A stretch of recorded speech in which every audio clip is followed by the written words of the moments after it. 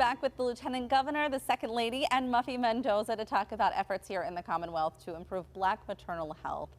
And these are some pretty startling statistics that were uncovered during a study over the last couple of years. And so we thought it really important to talk about some of this after our wonderful conversation welcoming our first babies. But this is something that's really impacting a lot of people in Pennsylvania. Yeah, absolutely. You know, we have seen, particularly between 2018 and 2021, maternal death rates have significantly risen, I think around 85%. And we're taking a proactive approach, the governor and I, in investing over $2 million to take on maternal health issues in the Commonwealth of Pennsylvania. So I want to bring up one of the statistics from this. In Philadelphia, for example, Black women represent only 43% of births, yet 73% of maternal deaths in Philadelphia. I mean, that is startling to see that. A Pitt study found Black pregnant women were tested more frequently for drug use, despite the fact that they are less likely to test positive than white women. So we're seeing these alarming statistics and these stigmas that are in place. So what is the office trying to do to fight back against some of this? Yeah, so I think for the first time in our Commonwealth's history, we're saying that government has a role to lead on maternal health issues as a Commonwealth. And we're investing that money to create an office within the Department of Health to staff up to begin to tackle those issues. The state did a maternal mortality study over the last few years, which came out, I think, around 135 recommendations to tackle this issue here in Pennsylvania. And now we're beginning to take concrete action to put that to work. You know, I know there's been a lot of conversation too about women and pain, and that oftentimes women, when they complain about something and pain, it's oftentimes ignored or undermined as, oh no, that's no big deal, or that's normal for you to experience that. And that's even greater for Black women. So Muffy and Blayre, I'm wondering if either of you have experienced anything like that during your pregnancies. So I personally have not. I'm at McGee Women's Hospital, and they've been really great in talking through my birthing experience.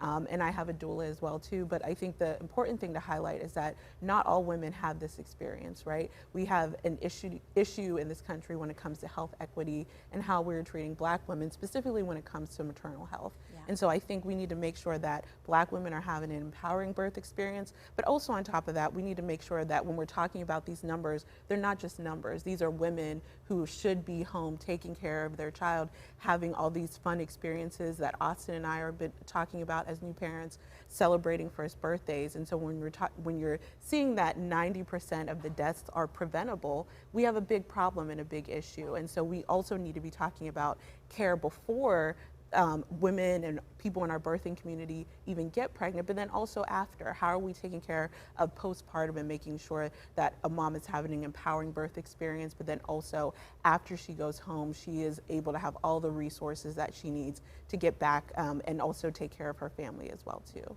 And Muffy, I want to hear about your experience. And I know that through your platform, Brown Mamas, this is really about supporting that community and being a place for people to go for resources and a shoulder to lean on too. I think I can speak for all the women in the Brown Mamas community when I say I've had some positive experiences and some negative experiences. With my first son, I delivered at McGee and had a wonderful birthing experience. With my second son, I delivered in New York City and did not have a great experience at all. And so I think it's really about, back to what Blayre was saying, what do we do for moms prior to them having the baby to make sure they're well educated, to make sure that they have the supports around them that are listening to them and advocating on their behalf. I think this whole conversation is a conversation also about amplifying the voices of Black women and Black mothers and making sure that they feel heard and understood, making sure they are educated on the issues.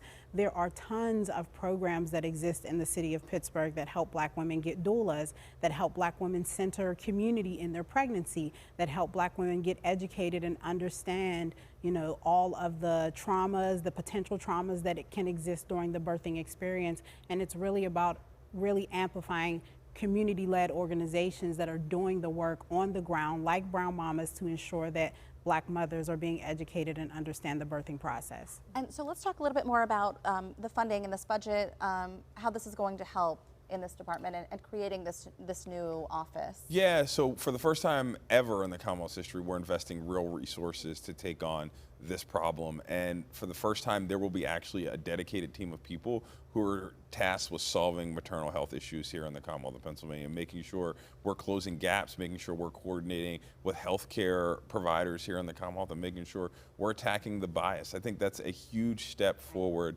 that the Commonwealth has never taken, and the governor and I made it a priority when we ran for governor and lieutenant governor, and we're putting it to work through our budget that we just passed. Yeah, and I think some of that too, as much as it's about educating the moms, I think some of that goes back to educating our healthcare professionals and how to be sensitive to women, to all women across the state. Yeah, and I think to your point earlier about the numbers being on the other side, Pennsylvania has some of the most startling maternal health rate numbers in the country. We want to flip that. We want to be a leader for women here in the Commonwealth of Pennsylvania to make sure they have the access that they need, that they're supported, and that, as the Second Lady said, are having an empowered birth experience. Well, thank you all for talking about this very important topic, and congratulations to you too. We can't wait to see the pictures when she's born. A couple more weeks. Thank you so much. Thank you again.